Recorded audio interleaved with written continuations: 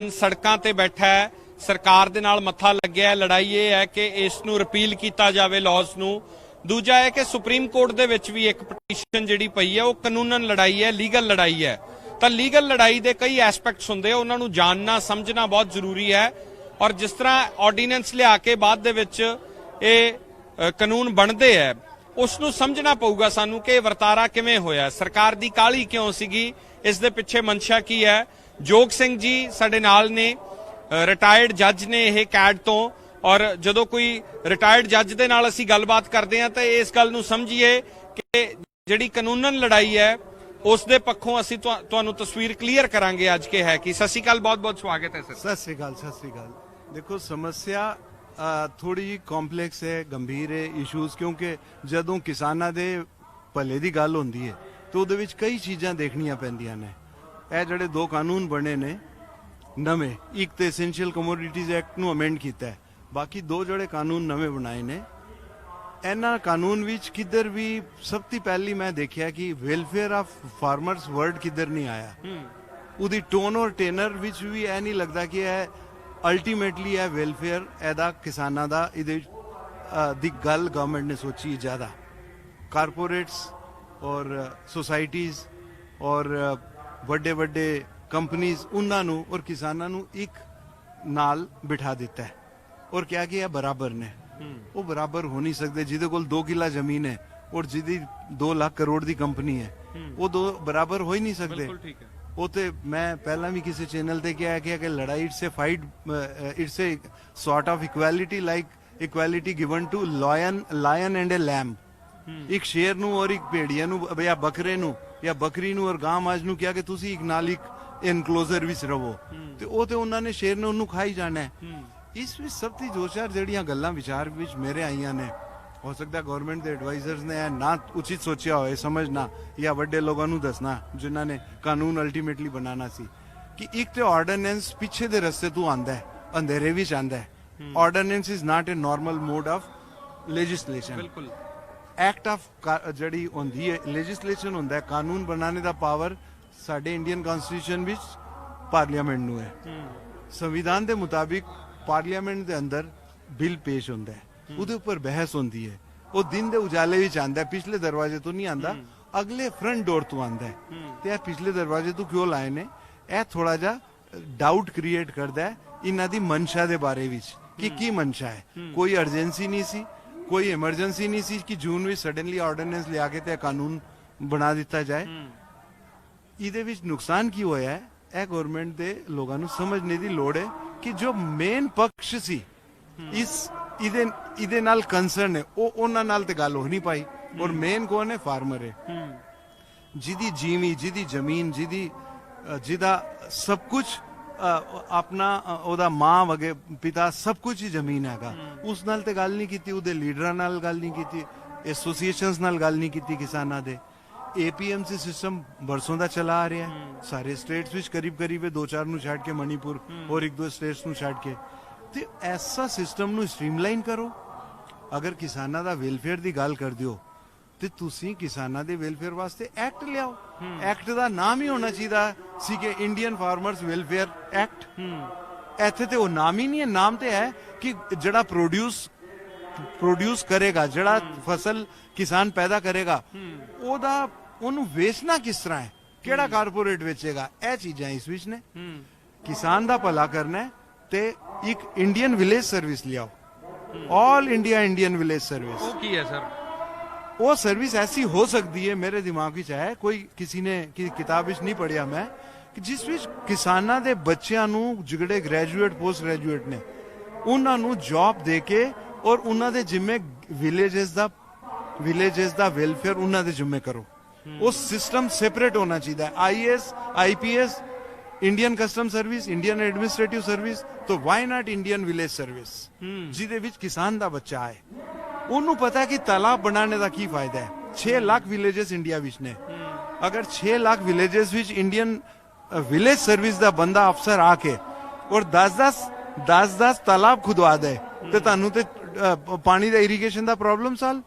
ਤਾਲਾਬ ਤੇ ਖਰੇ ਨੇ ਨਾ ਅੱਜ ਵੀ ਬਿਲਕੁਲ ਠੀਕ ਹੈ ਤਾਲਾਬ ਪੁਰਾਣੇ ਨੇ ਉਹਨਾਂ ਨੂੰ ਸਫਾਈ ਕਰਵਾਓ ਨਏ ਤਾਲਾਬ ਖੁਦਵਾਓ ਬਿਲਕੁਲ ਠੀਕ ਜਿਹਦੇ ਕੋਲ 10 ਕਿੱਲਾ ਜ਼ਮੀਨ ਹੈ ਅਗਰ ਅੱਧਾ ਕਿੱਲਾ ਜ਼ਮੀਨ ਵੀ ਤਾਲਾਬ ਬਣਾਉਂਦਾ ਹੈ ਉਹਨੂੰ ਇਨਸੈਂਟਿਵ ਦਿਓ ਇਹਨੂੰ ਆਖਦੇ ਨੇ ਕਿਸਾਨਾਂ ਦਾ ਵੈਲਫੇਅਰ ਔਰ ਇਹ ਵੈਲਫੇਅਰ ਇੱਕ ਐਸਡੀਐਮ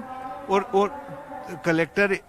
एडिशनल कलेक्टर नहीं सोचेगा ਉਹਦਾ ਵੈਲਫੇਅਰ ਸੋਚੇਗਾ ਇੰਡੀਅਨ ਵਿਲੇਜ ਸਰਵਿਸ ਦਾ ਬੰਦਾ ਜੋ ਐਸੈਂਸ਼ੀਅਲੀ ਹੋਣਾ ਚਾਹੀਦਾ ਹੈ ਕਿਸਾਨ ਦਾ ਬੇਟਾ ਖੁਦ ਆਪ ਕਿਸਾਨ ਹੋ ਕਿਸਾਨ ਹੋਏ ਉਹਦੇ ਨਾਮ ਜ਼ਮੀਨ ਹੋਏ ਉਹਦੇ ਪਿਤਾ ਦੇ ਨਾਮ ਤੇ ਜ਼ਮੀਨ ਹੋਏ ਉਹ ਪੜਿਆ ਹੋਏ ਚੰਡੀਗੜ੍ਹ ਅਲੱਗ ਗੱਲ ਹੈ ਪੜਿਆ ਹੋਏ ਬੰਬੇ ਅਲੱਗ ਗੱਲ ਹੈ ਦਿੱਲੀ ਪੜਿਆ ਪਰ ਉਹ ਕਿਸਾਨ ਹੈ ਬੇਸਿਕਲੀ ਕਿਸਾਨ ਹੈ ਉਹ ਜਾਣਦਾ ਹੈ ਕਿ ਕਿਸਾਨਾਂ ਦੀ ਸਮੱਸਿਆ ਕੀ ਹੈ ਪਰ ਮੈਨੂੰ ਇਹ ਦੱਸੋ ਕਿ ਜਿਸ ਤਰ੍ਹਾਂ ਤੋਮਰ ਸਾਹਿਬ ਨੇ ਕਿਹਾ ਐਗਰੀਕਲਚਰ ਮਿਨਿਸਟਰ ਨੇ ਕਿ ਅਸੀਂ ਤਾਂ ਟ੍ਰੇਡ ਐਂਡ ਕਾਮਰਸ ਦੇ ਲਈ ਇਹ ਲੈ ਕੇ ਆਏ ਆ ਅਸੀਂ ਐਗਰੀਕਲਚਰ ਕਿਸਾਨੀ ਦੇ ਲਈ ਨਹੀਂ ਲੈ ਕੇ ਆਏ ਟ੍ਰੇਡ ਐਂਡ ਕਾਮਰਸ ਲਈ ਹੈਗਾ ਇਹ ਬਹੁਤ ਵੱਡੀ ਗੱਲ ਹੈ ਇਹੀ ਤੇ ਗੱਲ ਹੈ ਕਿਸਾਨਾਂ ਦਾ ਦਰਦ ਹੀ ਤੇ ਹੈ ਕਿ ਤੁਸੀਂ ਸਾਡੀ ਮਾਂ ਦਾ ਜਿਹੜਾ ਪ੍ਰਸ਼ਾਦ ਸਾਨੂੰ ਮਿਲਦਾ ਹੈ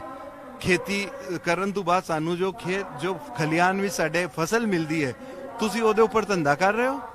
ਉੱਥੇ ਤੁਸੀਂ ਬਿਜ਼ਨਸਮੈਨ ਨੂੰ ਲਿਆ ਰਹੇ ਹੋ ਸਾਨੂੰ ਮੌਕਾ ਦਿਓ ਸਾਨੂੰ ਬਿਜ਼ਨਸਮੈਨ ਬਣਾਓ ਵਿਲੇਜਰ ਨੂੰ बताओ कि कंपनी कैसे बनती है villagers should make company villagers should make cooperative societies villagers should go and sell not corporates from Bombay and other towns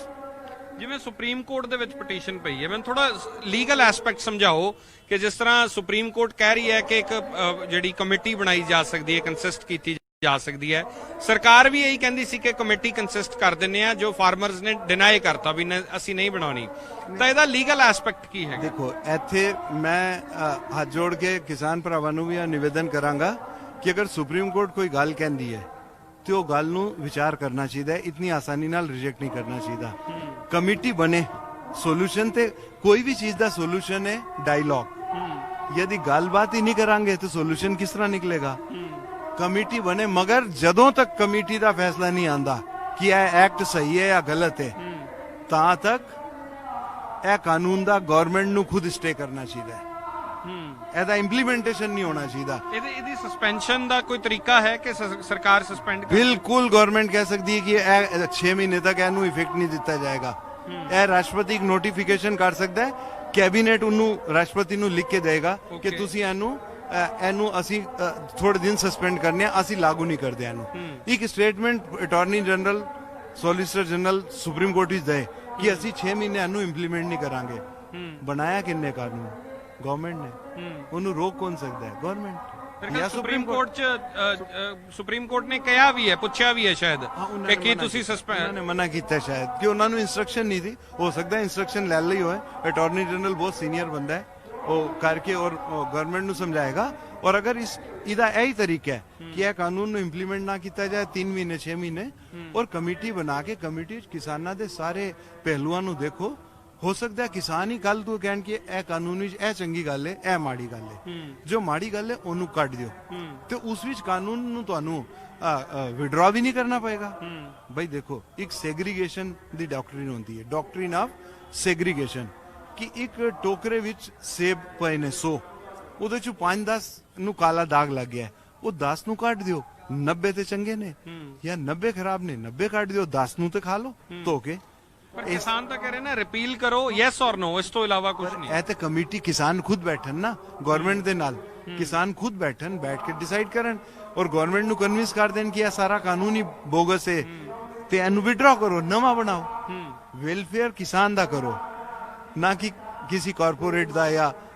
ਜਾਂ ਸੋਸਾਇਟੀਜ਼ ਦਾ ਤੁਹਾਨੂੰ ਕੁਝ ਨਜ਼ਰ ਆਇਆ ਪੂਰੇ ਤਿੰਨਾਂ ਲਾਜ਼ ਦੇ ਵਿੱਚ ਜਿੱਦਾਂ ਐਸੈਂਸ਼ੀਅਲ ਕਮੋਡਿਟੀਜ਼ ਐਕਟ ਦੇ ਵਿੱਚ ਜਿਹੜੀ ਚੇਂਜ ਕੀਤੀ ਗਈ ਹੈ ਉਹ ਹੈਰਾਨ ਨਹੀਂ ਕਰਦੀ ਕਿ ਕਿਵੇਂ ਇੰਨੇ ਸਾਲਾਂ ਬਾਅਦ ਇਹ ਉਹਨਾਂ ਨੈਸੈਸਿਟੀ ਤੁਸੀਂ ਗੁੱਡਸ ਨੂੰ ਬਾਹਰ ਕੱਢ ਦਿੰਦੇ ਹੋ ਬਿਲਕੁਲ ਤੁਸੀਂ ਇਹ ਠੀਕ ਫਰਮਾ ਰਹੇ ਹੋ ਮੈਂ ਮੇਰੇ ਇੰਟਰਵਿਊ ਵਿੱਚ ਸ਼ੁਰੂਆਤ ਵਿੱਚ ਹੀ ਇਹ ਕਿਹਾ ਸੀ ਕਿ ਜੋ ਪੁਰਾਣਾ ਸਿਸਟਮ ਸੀ ਉਹ ਸੜ ਨਹੀਂ ਗਿਆ ਸੀ ਉਹਨੂੰ ਸਟ੍ਰੀਮਲਾਈਨ ਕਰਨ ਦੀ ਲੋੜ ਹੈ ਉਹਨੂੰ ਸੁਧਾਰਨ ਦੀ ਲੋੜ ਹੈ ਔਰ ਉਹਨੂੰ ਸੁਧਾਰਨ ਵਾਸਤੇ ਤੁਸੀਂ ਵਿਲੇजेस ਦੇ ਬੰਦੇ ਲਿਆਓ ਇੰਡੀਅਨ ਵਿਲੇਜ ਸਰਵਿਸ ਬਣਾ ਕੇ ਉਹਨੂੰ ਅਫਸਰ ਬਣਾਓ ਤੁਸੀਂ ਉਹਨੂੰ ਐਸਡੀਐਮ ਦਾ ਦਰਜਾ ਦਿਓ ਇੰਡੀਅਨ ਵਿਲੇਜ ਸਰ ਔਰ ਉਹਦੇ ਅੰਡਰ 100 ਮੰਡੀਆਂ ਰੱਖੋ 500 ਮੰਡੀਆਂ ਰੱਖੋ ਉਹ ਬੱਚਾ ਮੰਡੀਆਂ ਨੂੰ ਠੀਕ ਕਰੇਗਾ ਕਿ ਹਰ ਆਦਮੀ ਨੂੰ ਫੇਅਰ ਪ੍ਰਾਈਸ ਮਿਲ ਰਹੀ ਹੈ ਉਹਨੂੰ ਆਪਣੀ ਫਸਲ ਦਾ ਮੁਆਵਜ਼ਾ ਠੀਕ ਮਿਲ ਰਿਹਾ ਹੈ ਉਹ ਕਿਸਾਨ ਦੇ ਬੱਚੇ ਨੂੰ ਪਤਾ ਹੈ ਕਿ ਅਗਰ ਬਾਰਿਸ਼ ਨਾ ਆਈ ਤੇ ਕੀ ਨੁਕਸਾਨ ਹੋ ਸਕਦਾ ਹੈ ਉਹ ਪ੍ਰੀਵੈਂਟਿਵ ਸਟੈਪਸ ਲੈ ਸਕਦਾ ਹੈ ਤੇ ਇਸ ਕਰਕੇ ਨੀਅਤ ਚੰਗੀ ਹੈ ਜਿੱਥੇ where there is will there is a way ਅਗਰ ਨੀਅਤ ਹੀ ਠੀਕ ਨਹੀਂ ਹੈਗੀ ਤੇ ਫਿਰ ਰਸਤਾ ਨਿਕਲ ਨਹੀਂ ਸਕਦਾ ਕਿਸਾਨਾਂ ਨੂੰ ਵੀ ਵਿਨਮਰਤਾ ਰੱਖਣੀ ਚਾਹੀਦੀ ਹੈ ਸੁਪਰੀਮ ਕੋਰਟ ਦੀ ਗੱਲ ਜ਼ਰੂਰ ਮੰਨਣੀ ਚਾਹੀਦੀ ਹੈ ਕਿਉਂਕਿ ਸੁਪਰੀਮ ਕੋਰਟ ਪੋਲਿਟਿਕਸ ਤੋਂ ਬਹੁਤ ਉੱਪਰ ਹੈ ਸੁਪਰੀਮ ਕੋਰਟ ਹੈ ਉਹਨਾਂ ਦਾ ਨਜ਼ਰੀਆ ਨਿਆਂ ਹੁੰਦਾ ਹੈ ਜਸਟਿਸ ਹੁੰਦਾ ਹੈ ਪਿਛਲੇ ਸਮਿਆਂ 'ਚ ਓਪੀਨੀਅਨ ਬਣਿਆ ਨਾ ਕਿ ਸ਼ਾਇਦ ਸੁਪਰੀਮ ਕੋਰਟ ਪ੍ਰਭਾਵਿਤ ਹੁੰਦੀ ਹੈ ਕੁਝ ਚੀਜ਼ਾਂ ਤੋਂ ਜਾਂ ਸਿਆਸਤ ਤੋਂ ਪ੍ਰਭਾਵਿਤ ਹੋ ਕੇ ਫੈਸਲੇ ਲੈ ਰਹੀ ਹੈ ਇਹ ਓਪੀਨੀਅਨ ਬਣਿਆ ਪਿਛਲੇ ਦਿਨਾਂ 'ਚ ਐਸਾ ਨਹੀਂ ਹੈ ਦੇਖੋ ਕੀ ਹੈ ਮੈਂ ਵੀ ਇੱਕ ਜੱਜ ਰਿਹਾ ਕਈ ਸਾਲ 12-13 ਸਾਲ ਅਸੀਂ ਸਮਾਜ ਵਿੱਚ ਬੈਠਨੇ ਉੱਠਨੇ ਆ ਇਹ ਨਹੀਂ ਕਿ ਜੱਜ ਬਣ ਗਏ ਤੇ ਅਸੀਂ ਆਪਣੇ ਰਿਸ਼ਤੇਦਾਰਾਂ ਨਾਲ ਦੋਸਤਾਂ ਨਾਲ ਇੱਕਦਮ ਛੱਡ ਦਈਏ ਅਸੀਂ ਅਖਬਾਰ ਪੜ੍ਹਨੇ ਆ ਅਸੀਂ ਟੀਵੀ ਦੇਖਨੇ ਆ ਤੇ ਥੋੜਾ ਉਸ ਐਂਗਲ ਨਾਲ ਅਗਰ ਤੁਸੀਂ ਕਹੋ ਕਿ ਅਸੀਂ ਸਮਾਜ ਦੀਆਂ ਗੱਲਾਂ ਨਾਲ ਪ੍ਰਭਾਵਿਤ ਹਾਂ ਤੇ ਅਸੀਂ ਵੀ ਸੈਂਸਿਟਿਵ ਹਾਂ ਸਾਨੂੰ ਵੀ ਦੁੱਖ ਹੁੰਦਾ ਹੈ ਅਗਰ ਸੁਪਰੀਮ ਕੋਰਟ ਪ੍ਰਭਾਵਿਤ ਨਹੀਂ ਹੁੰਦੀ ਤੇ ਉਹ ਕਿਸਾਨਾਂ ਦੇ ਭਲੇ ਦੀਆਂ ਗੱਲਾਂ ਕਿਉਂ ਕਰਦੀ ਸੁਪਰੀਮ ਕੋਰਟ ਮੈਨੂੰ ਲੱਗਦਾ ਹੈ ਸੁਪਰੀਮ ਕੋਰਟ ਵੀ ਦੁਖੀ ਹੈ ਕਿ ਇਹ ਸੋਲੂਸ਼ਨ ਨਿਕਲਣਾ ਚਾਹੀਦਾ ਉਹ ਕੀ ਨਿਆਂ ਹੋਏਗਾ ਹੁਣ ਤੁਸੀਂ ਕਿਸਾਨਾਂ ਨੂੰ ਦੱਸਣਾ ਚਾਹੀਦਾ ਕਿ ਇਹ ਚੀਜ਼ਾਂ ਗਲਤ ਨੇ ਉਹ ਤੁਸੀਂ ਦੱਸੋ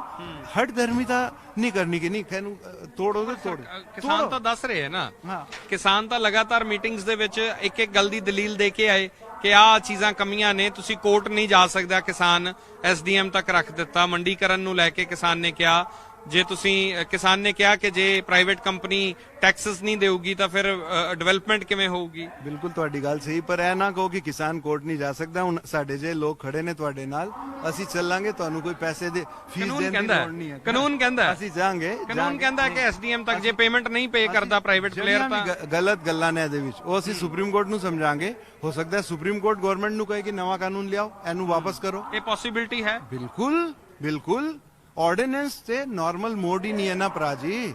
ਆਰਡੀਨੈਂਸ ਨਾਲ ਕਾਨੂੰਨ ਨਹੀਂ ਬਣਾਏ ਜਾਂਦੇ ਆਰਡੀਨੈਂਸ ਆਂਦਾ ਹੈ ਐਮਰਜੈਂਸੀ ਵਿੱਚ